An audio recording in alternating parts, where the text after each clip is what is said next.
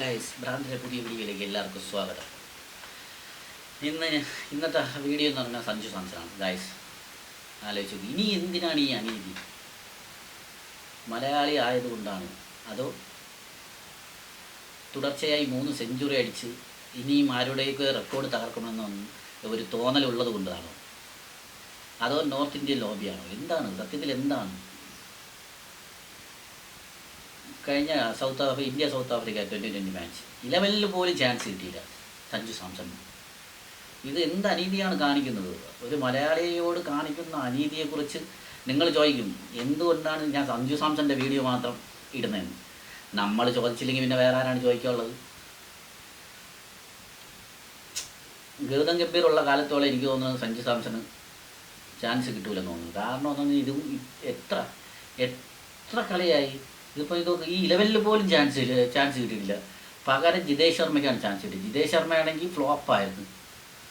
Flop എന്ന് പറഞ്ഞാൽ ഇന്ത്യയെ മാച്ചിലെ ക്യാപ്റ്റനായിരുന്നു. അവിടെ പോയി ബംഗ്ലാദേശിൻ്റെ കൂടെയൊക്കെ തോറ്റ് പണ്ടാരടിക്കാൻ നാണം കെട്ടാണ് വന്നത്. എന്നിട്ടും ആലോചിക്കാൻ ഇത്രയും നാണം കെട്ട് വന്ന അവനെ 11 എടുത്തേക്കാണ് ജിതേഷ് ശർമ്മയാണ്.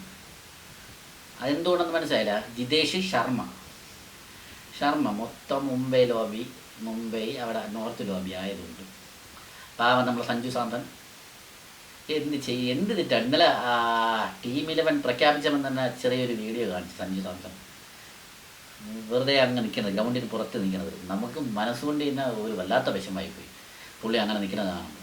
ഇത്രയും കഴിഞ്ഞ 2024 നവംബറിലാണെന്ന് തോന്നുന്നു അവിടെ ഡർബാണിൽ സൗത്ത് ആഫ്രിക്കയിൽ പോയി 2 സെഞ്ചുറി അടുപ്പിച്ചടിച്ച 2020 സെഞ്ചുറി അടിച്ച സഞ്ജു സാംസൺ ഇപ്പം ടീമിലില്ല. പകരം ഫോമിലേ ഇല്ലാത്ത ജിതേഷ് ശർമ്മേനെ ടീമിലെടുത്തേക്കും.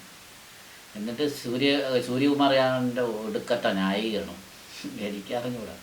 ക്യാപ്റ്റൻ ഈ സൂര്യകുമാർ എല്ലാം കൊള്ളാം, നമ്മളാരെയും ന്യായീകരിക്കില്ല, എല്ലാവരും കൊള്ളാം. എല്ലാവരും നമ്മളെ സഞ്ജു സാംസണ തഴയാണല്ലോ. ഞാൻ വിചാരിച്ച സൂര്യകുമാറെങ്കിലും ഉണ്ടായിരിക്കും അവനെ സപ്പോർട്ട് ചെയ്യാനെന്ന്. ഇപ്പം അവനെ സൂര്യകുമാർ സപ്പോർട്ട് ചെയ്യില്ലെന്ന് പറഞ്ഞു കഴിഞ്ഞാൽ ആലോചിച്ചിരിക്കുകയാണ്. വളരെ വളരെ വളരെ അനീതിയാണ് സഞ്ജു സാംസണോട് ഈ ഇന്ത്യൻ ക്രിക്കറ്റ് ബോർഡ് തന്നെ കാണിക്കുന്നത്. ഗൗതം ഗംഭീർ കാണിക്കുന്നത് വളരെ അനീതിയാണ് കാണിക്കുന്നത്. തീർച്ചയായിട്ടും ഇനി അടുത്ത 2020 നാളെയാണ് നടക്കുന്നത്. അതിലും കാണുമെന്ന് 100% കാണില്ല. കാര്യം എന്ന് പറഞ്ഞാൽ ഫസ്റ്റ് മാച്ച് ജയിച്ചുകൊണ്ട് ആ സെയിം ടീമിനെ തന്നെ അവർ 11 ഉൾപ്പെടുത്തും, ബാക്കി ആരെ ഉൾപ്പെടുത്തില്ല. അപ്പോൾ ഈ 4 2020 അടങ്ങണം സൗത്ത് ആഫ്രിക്കയിൽ കൂടെ 4 2020ലും സഞ്ജു സാംസൺ ഇല്ലെന്ന് 100% ഉറപ്പായി.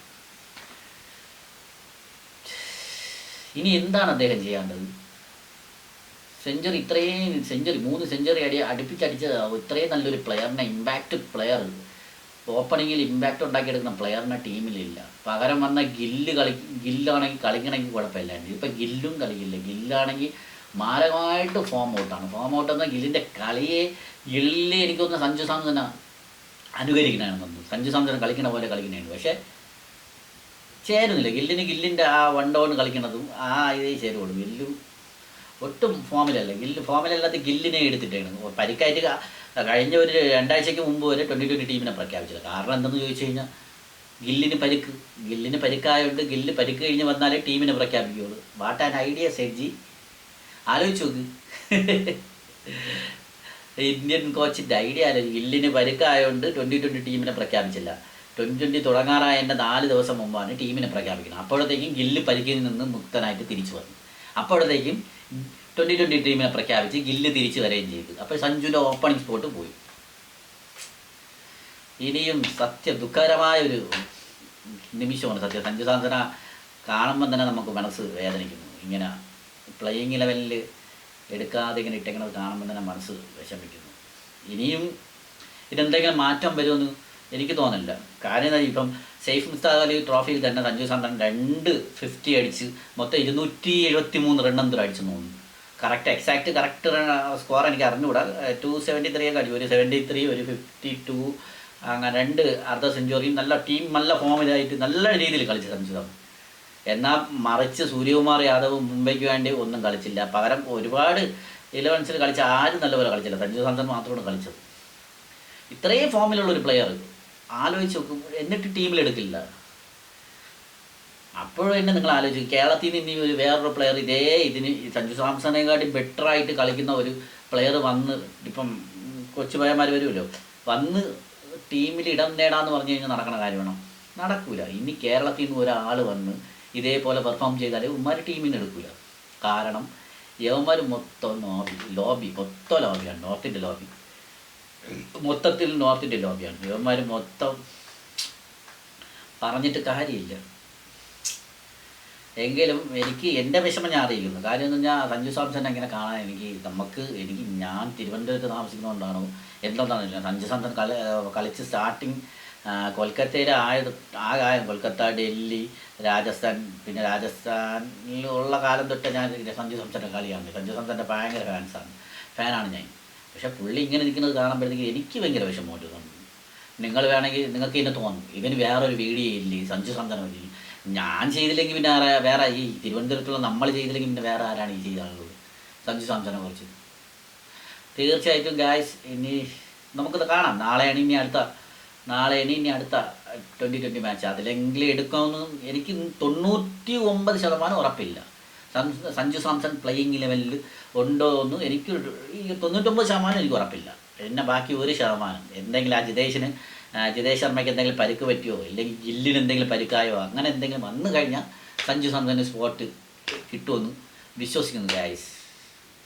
തീർച്ചയായിട്ടും ഈ കാണിക്കുന്ന അനീതി ഇല്ലെങ്കിൽ ഇനി കോച്ച് മാറിയിട്ട് സെലക്ടേഴ്സ് മാറിയിട്ട് സഞ്ജുവിൻ്റെ അടുത്ത് ഇഷ്ടമുള്ള ആരെങ്കിലും കോച്ചായിട്ട് വരണം. സെലക്ടേഴ്സ് നമ്മൾ കേരളത്തിൽ നിന്ന് പണ്ട് ഒരു സെലക്ടർ ഉണ്ടായിരുന്നു, നായർ എന്ന് പറഞ്ഞാൽ ആ പുള്ളിയുടെ പേരെനിക്ക് കറക്റ്റാണ്. ആ പുള്ളി ഉണ്ടായിരുന്നപ്പോഴാണ് ശ്രീശാന്ത് ചേർന്നൊക്കെ ടീമിൽ വന്നത്.